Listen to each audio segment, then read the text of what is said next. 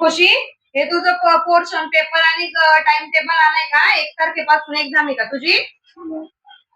1 ते 6 एक्झाम आहे. पण ज्या दिवशी इंग्लिशचा पेपर असेल त्याच दिवशी इंग्लिशचे ओरल आहे. आधी सारखं नाही की आधी ओरल होणार मग नंतर रायटिंग होणार. आता कसं ओरल आणि रायटिंग त्याच दिवशी असणार.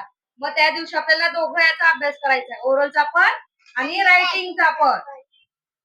आता तू अभ्यासाला लाग. सारखा मोबाईल, टीव्ही बघायचा नाही.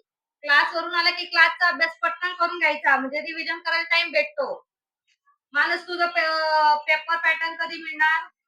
माहिती नाही, पण सांगितलं नाही अजून आता कधी एक्झाम भेटेल. आली ना 31 ला एक्झाम आहे ना टाइम टेबल मला असं वाटतं देणार तर नाहीये, कारण की इतक्या जवळ आली एक्झाम आणि अजून दिला नाही. 4थी पर्यंत तर 1 महिना पहिलेच द्यायचे.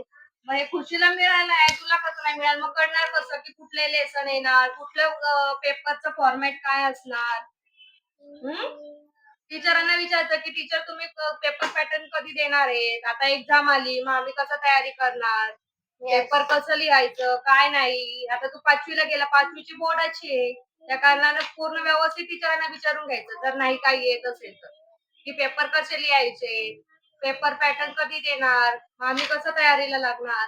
आता 4थी पर्यंत पेपर पॅटर्न देत होते मग कळत होतं की कसं लिहायचं काय नाही पण अजूनपर्यंत तुला पेपर पॅटर्न नाही दिला मग तुला कसं कळणार की बाबा आपल्याला पेपर कसा लिहायचा आहे कुठले क्वेश्चन येतील कुठले नाहीत की नाही.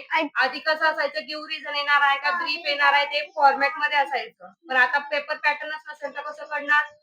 मम्मी या वर्षी आहे ना एक्झाम टीचर लोक नाही बाहेरचे काढणार आहे. हो बाहेरचे काढणार आहे पण टीचरांना माहिती असतं ना की फॉर्मॅट कसा असतो काय नाही.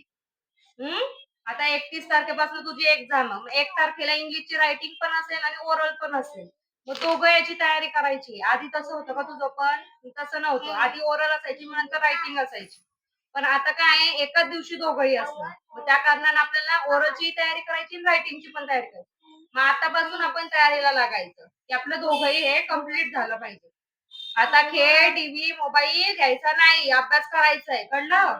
आता तू 5वीला गेलाय काय मग तुम्ही लागत का अभ्यासाला एक्झामच्या आम्ही लागलो अभ्यासाला.